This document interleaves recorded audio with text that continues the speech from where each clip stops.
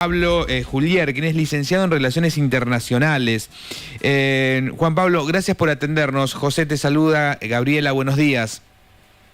¿Qué tal? Buenos días, José, Gabriela, ¿cómo están? Muy bien. Bueno, ayer el mundo recibió la noticia, estábamos todos expectantes a ver quién iba a llegar a ser el nuevo Papa. Finalmente ocurrió ayer al mediodía, a horas de ya tener el primer día de papado, León XIV. Bueno, y queremos ver también, en cierto modo, la mirada tuya, como bien decíamos, de un licenciado en Relaciones Internacionales.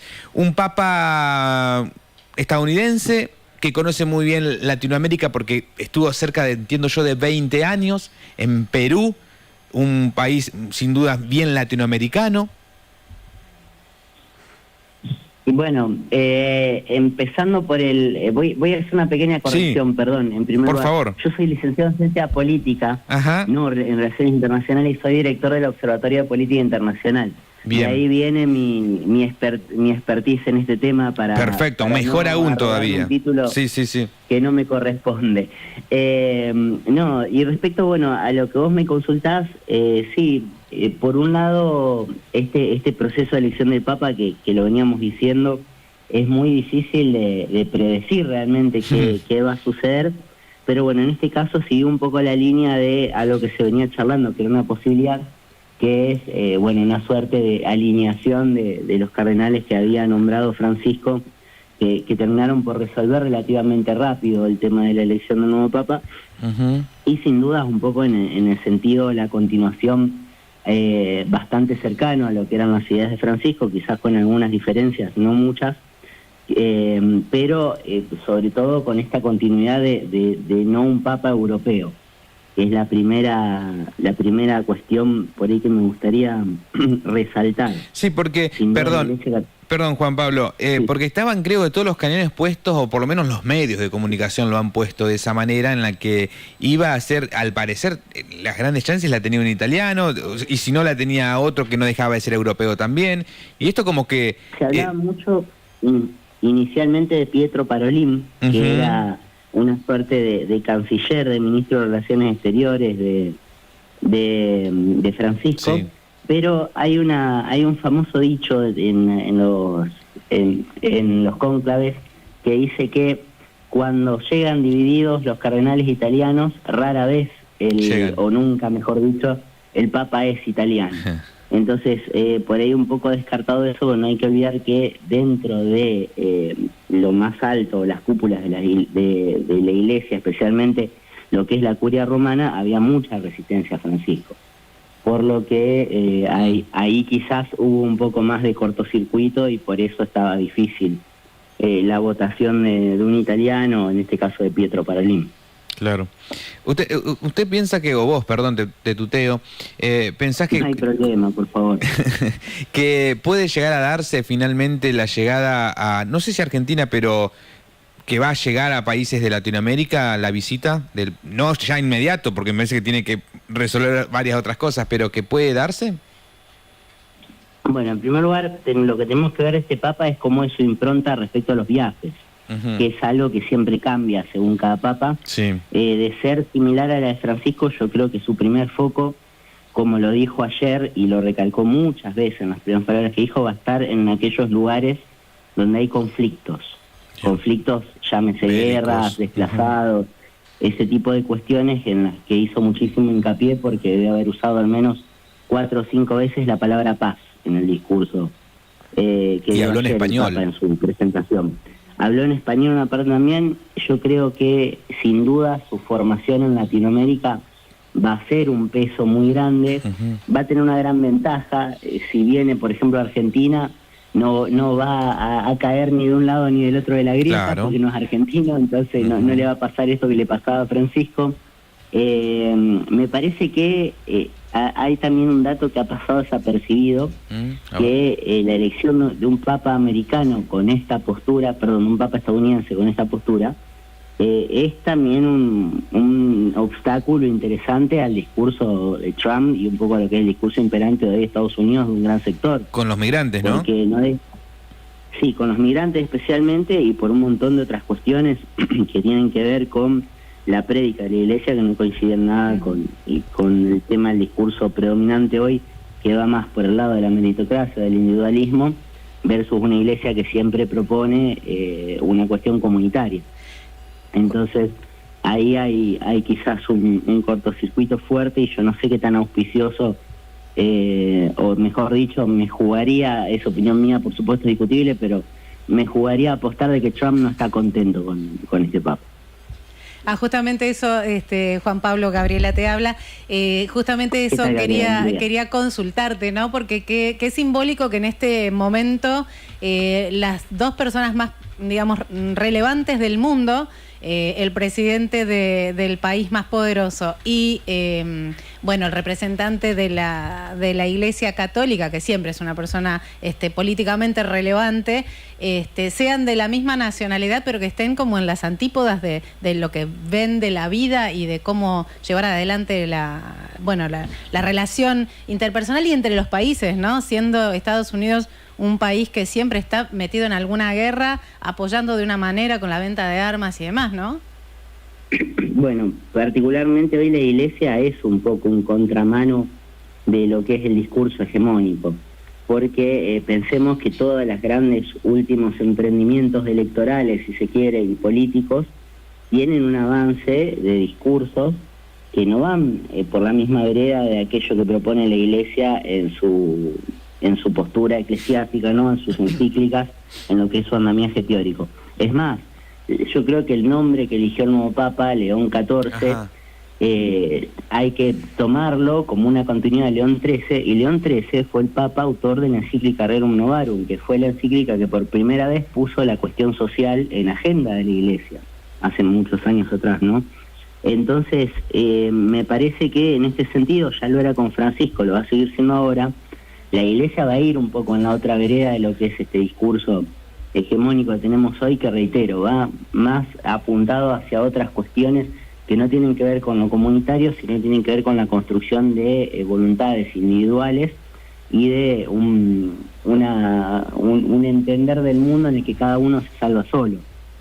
Esto es un poco, obviamente, en las antípodas de lo que predica la Iglesia Católica. Una parte de una frase no menor, que es lo que vos estabas comentando recién. Voy a tomar un fragmento acá que me pasa un oyente, Juan Pablo, que es parte de lo que dijo León. Queremos una iglesia sinodal, que camine, que busque siempre la paz, que busque siempre la caridad, estar cerca de quienes sufren. Ese me parece que es un dato no menor. Bueno, y el concepto de sinodal, esta iglesia sinodal, esta iglesia hacia afuera, le llamaba Francisco, es claramente un gesto de continuidad hacia esa cuestión. Me parece que al menos si se cumple con lo que dijo en sus primeras palabras, el Papa León XIV va a ser un continuista en este sentido, y va a ser quizás un poco una gran voz opositora en esta etapa del mundo. Después el mundo es muy cíclico como tal, el sistema internacional en estas cuestiones va y viene en base a las épocas. Iniciamos este siglo, el siglo XXI me refiero, con una postura quizás más alejada de la que está ahora mayoritaria, y después volvimos a esta, y seguramente después vamos a avanzar de nuevo hacia la otra. El mundo en general va y viene en estas cuestiones un montón. Lo interesante a veces es tener, y acá radica el poder del Vaticano, tener estos espacios donde la tradición supera las modas o las tendencias de la política, que la verdad en este sentido siempre termina siendo muchas veces el refugio de aquellas personas que quedan excluidas de las tendencias políticas actuales. Como director del Observatorio de Política Internacional, Juan Pablo, ¿qué pudiste analizar sobre Perú y estas horas que está viviendo Perú? Bueno, en primer lugar, me pone muy feliz porque Perú es un país con mucha gente que no está en la mejor situación, y esto sin duda le debe traer esperanza y mucha felicidad, así que en ese sentido es una noticia que me da muchísima felicidad por el pueblo peruano. Perú hoy es un país que tiene una de las grandes dicotomías que tienen muchos países latinoamericanos. Es un país que, a diferencia nuestra, tiene una macro muy ordenada, una macroeconomía muy ordenada, pero que asimismo tiene un sistema político absolutamente desordenado, donde ha cambiado mucho de presidente en los últimos años, y esto ha revertido en la ausencia de políticas públicas que generen bienestar en la sociedad. Es decir, tienen los cimientos como para tener un país con desarrollo social, pero no lo han conseguido. Entonces, a lo mejor esto es el puntapié que los ayuda a avanzar en este camino. Exactamente. Ojalá. Bueno, y estaremos atentos y seguramente vos también observando justamente cómo va a avanzar este nuevo pontificado y cuál va a ser su relación con... Uno siempre es más pequeño, ¿no? Y se queda en Latinoamérica, ¿no? Es mundial, obvio, pero uno también busca un poco en esto. Yo tengo fe de que vas a venir. ¿Qué crees que te diga? A mí me parece que va a estar haciendo no va a quedarse, no se va a centrar en un solo país, pero va a ser algunos países de Latinoamérica y posiblemente pase por aquí en algún momento. Me parece que es un papa que para no quiero decir joven, pero para la edad y sí, 69. Promedio que tenemos nosotros hoy de vida y las expectativas, le queda todavía mucha cuerda, y es probable que en estos años seguramente sí despliegue. No me extrañaría a la Argentina. Argentina es un país relevante en Latinoamérica y seguramente estará acompañando a todos los fieles siempre que pueda. Me parece que quizás también haya un poco de enfoque en la región de Asia, donde el catolicismo está sumando fieles y que ha sido una región postergada. Y me gustaría ver qué pasa con África, porque África obviamente que es el continente más pobre del mundo. Esto es interesante, porque África es el continente más pobre del mundo, pero Latinoamérica es el más desigual. No sé si lo sabían eso, que no es un continente, en realidad Latinoamérica es un subcontinente.